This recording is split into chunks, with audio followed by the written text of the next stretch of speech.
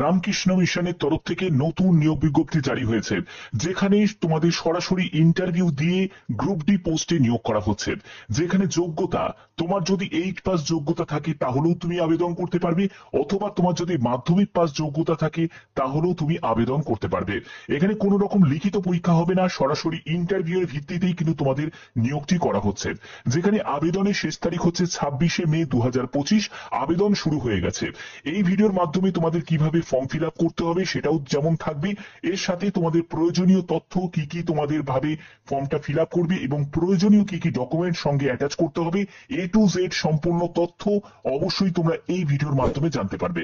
প্রত্যেকে দেখো, প্রত্যেকের জন্য খুবই গুরুত্বপূর্ণ একটি আপডেট, প্রত্যেকে আবেদন করতে পারবে। তো বন্ধুরা, আমি পিডিএফটা ওপেন করে নিয়েছি। তোমাদের 8 পাস যদি যোগ্যতা থাকে তাহলেও তুমি আবেদন করতে পারবে, এবং তোমার যদি মাধ্যমিক পাস যোগ্যতা থাকে তাহলেও তুমি আবেদন করতে পারবে। যে কোনো একটি যোগ্যতা থাকলেই কিন্তু আবেদন করা যাবে। যেখানে তোমাদের সিলেকশন করা হচ্ছে শুধুমাত্র ইন্টারভিউ এর ভিত্তিতে সিলেকশন করা হচ্ছে, কোনো রকম রিটেন এক্সাম তোমাদের থাকছে না। এবং এই যে নিয়োগটি করা হচ্ছে সেটা রামকৃষ্ণ মিশন আশ্রম, নরেন্দ্রপুর, কলকাতা, অর্থাৎ কলকাতা নরেন্দ্রপুর রামকৃষ্ণ মিশনে এই নিয়োগটি করা হচ্ছে। এই অ্যাড্রেসেই কিন্তু তোমাদের পাঠাতে হবে তোমাদের অ্যাপ্লিকেশন ফর্ম। সেই ফর্মটা ফিল আপ করে প্রয়োজনীয় ডকুমেন্টস গুলোকে অ্যাটাচ করে এই ঠিকানায় তোমাদের পাঠিয়ে দিতে হবে 26শে মে 2025-এর মধ্যে। অবশ্যই তোমরা সেলফ অ্যাটেস্টেড করতে হবে সব ডকুমেন্টস। এখানে যদি কোনো ডকুমেন্ট যদি মিস থাকে বা যদি তুমি ইনকমপ্লিট ভাবে অ্যাপ্লিকেশন করো তাহলে কিন্তু সেই অ্যাপ্লিকেশন তোমাদের রিজেক্ট হয়ে যাবে। এবার দেখে নাও যে তোমাদের ফর্ম ফিল আপ কিভাবে করবে। ফর্ম ফিল আপ করার জন্য দেখতে পাচ্ছ যে একটি পাসপোর্ট সাইজের ছবি লাগানোর একটা জায়গা আছে, এবং তোমাদের এখানে সেলফ অ্যাটেস্টেড করে দিতে হবে এবং এখানে সই করে দিতে হবে। এরপরে হচ্ছে তোমার নেম, অবশ্যই তোমরা ক্যাপিটালে নেমটা কিন্তু মেনশন করবে। তারপরে হচ্ছে তোমার ডেট অফ বার্থ এখানে মেনশন করতে হবে। তারপরে তোমার কাস্ট, তুমি কোন কাস্ট থেকে বিলং করছো সেটা মেনশন করবে। রিলিজিয়ন, তুমি হিন্দু, মুসলিম, খ্রিস্টান, কোন রিলিজিয়ন থেকে বিলং করছো অবশ্যই সেটা মেনশন করবে। তুমি যদি পিডব্লিউডি ক্যাটাগরি থেকে বিলং করে থাকো তাহলে ইয়েস এ দিয়ে টিক দেবে, আর যদি না করে থাকো তাহলে নোতে গিয়ে টিক দেবে। ন্যাশনালিটি অবশ্যই এখানে তোমাকে ইন্ডিয়ান লিখে দিতে হবে। এরপরে হচ্ছে তোমার অ্যাড্রেস, একদম কমপ্লিট অ্যাড্রেস কিন্তু এখানে মেনশন করতে হবে। অবশ্যই তোমাদের post office, police station, district তোমরা অবশ্যই কমেন্টে এখনই জানিয়ে দাও যে কোন জেলা থেকে এই ভিডিওটা দেখছো। কারণ তোমরা জানো আমি স্টেট ওয়াইজ, সেন্ট্রাল ওয়াইজ এবং তোমাদের ডিস্ট্রিক্ট ওয়াইজ ভ্যাকেন্সিও তোমাদের কাছে তুলে ধরে থাকি। তো এরকমই আপডেট পাওয়ার জন্য অবশ্যই চ্যানেলটাকে সাবস্ক্রাইব করবে এবং কমেন্টে অবশ্যই তোমার জেলার নাম মেনশন করবে। এখানে দেখো তুমি কোন রাজ্য থেকে বিলং করছো সেই রাজ্যের নামটাও কিন্তু এখানে মেনশন করতে হবে এবং পিনকোড নাম্বারটাও দিয়ে দিতে হবে। এরপরে হচ্ছে মোবাইল নাম্বার এখানে মেনশন করতে হবে। এখানে দেখো তোমার স্কুল, দেখো তোমার যদি 8 পাস যোগ্যতা থাকে তাহলেও তুমি আবেদন করতে পারো, তোমার যদি মাধ্যমিক পাস যোগ্যতা থাকে তাহলেও তুমি আবেদন করতে পারো, বা তোমার যদি হায়ার কোয়ালিফিকেশন থাকে সেটা মেনশন করার কোনো প্রয়োজন নেই, তুমি এখানে সিম্পলি মাধ্যমিক দিয়েও অ্যাপ্লাই করতে পারো। ঠিক আছে, অর্থাৎ ন্যূনতম যোগ্যতা হলো 8 পাস। এখানে তুমি কোন ইয়ারে তুমি 8 বা 10th তুমি পাস করেছো সেটা মেনশন করবে, কোন বোর্ড বা স্কুল থেকে পাস করেছো, টোটাল কত নম্বরের পরীক্ষা হয়েছে, তুমি কত নম্বর পেয়েছো, কোন ডিভিশন বা ক্লাস তুমি পেয়েছো, কত পার্সেন্টেজ মার্কস পেয়েছো এবং কি কি সাবজেক্ট ছিল সেটা অবশ্যই তোমরা কোডেতেও মেনশন করতে পারো।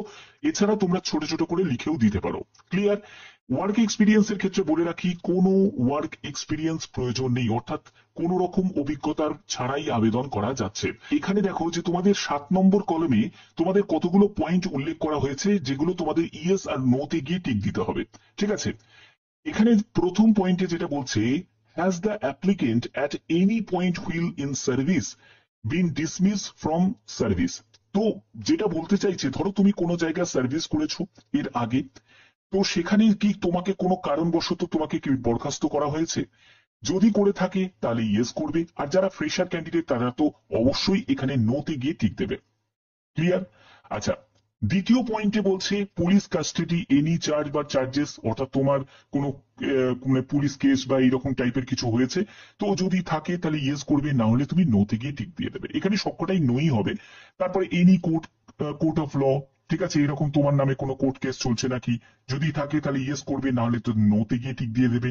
তারপরে any point of time bin convicted in any criminal case, কোনো ক্রিমিনাল কেসের সঙ্গে কোনো সময় তুমি জড়িত হয়েছিলে নাকি, যদি থাকো তাহলে ইয়েস করবে, না হলে তুমি নোতে গিয়ে টিক দিয়ে দেবে। অর্থাৎ এই হচ্ছে তোমাদের মেন পয়েন্ট।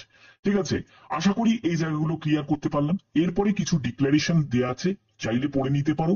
এরপরে তোমাকে এখানে ফুল অ্যাপ্লিকেন্টের সিগনেচার করতে হবে, ডেট দেবে এবং প্লেসটা দেবে।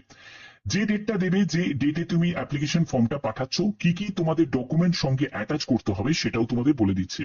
দেখো, ডকুমেন্টস এর জন্য সব থেকে মেন ইম্পর্টেন্ট যেটা, সেটা হলো ডেট অফ বার্থের সার্টিফিকেট অথবা তোমাদের 10th এর অ্যাডমিট কার্ড, যেখানে তোমার ডেট অফ বার্থ মেনশন করা আছে। এরপরে হচ্ছে কাস্ট সার্টিফিকেট, তুমি যদি এসসি এসটি ওবিসি এইসব কাস্ট থেকে বিলং করে থাকো তাহলে অবশ্যই তোমাদের কাস্ট সার্টিফিকেট দিতে হবে। তারপরে হচ্ছে এডুকেশন কোয়ালিফিকেশন। একটা কথা মনে রাখবে, এডুকেশন কোয়ালিফিকেশনের মার্কশিট আর সার্টিফিকেট সবই কিন্তু দিয়ে দেবে। ঠিক আছে, সবই দিয়ে দেবে। এরপরে হচ্ছে যে কোনো একটি গভর্নমেন্ট আইডি প্রুফ, সেটা আধার কার্ড হতে পারে, ভোটার কার্ড হতে পারে, রেশন কার্ড হতে পারে, যে কোনো একটি এনি ওয়ান। ঠিক আছে, গভর্নমেন্ট আইডি প্রুফ অবশ্যই তোমরা সেলফ অ্যাটেস্টেড করে সঙ্গে অ্যাটাচ করবে। তো এইসব ডকুমেন্ট অবশ্যই তোমাদের সঙ্গে তোমাদের অ্যাটাচ করতে হবে, আদারওয়াইজ সেই ফর্ম তোমাদের রিজেক্ট করে দেওয়া হবে। তো দেখো তোমাদের এখানে যে যোগ্যতা যেটি, সেটি হলো তোমাদের 8 পাস যোগ্যতা চা হয়েছে, এবং এখানে আনরিজার্ভ ক্যাটাগরির জন্য শূন্যপদ আছে। অর্থাৎ যারা এসসি এসটি ওবিসি তারা কিন্তু আবেদন করতে পারবে, কিন্তু তাদের অ্যাজ এ জেনারেল হিসাবে আবেদন করতে হবে।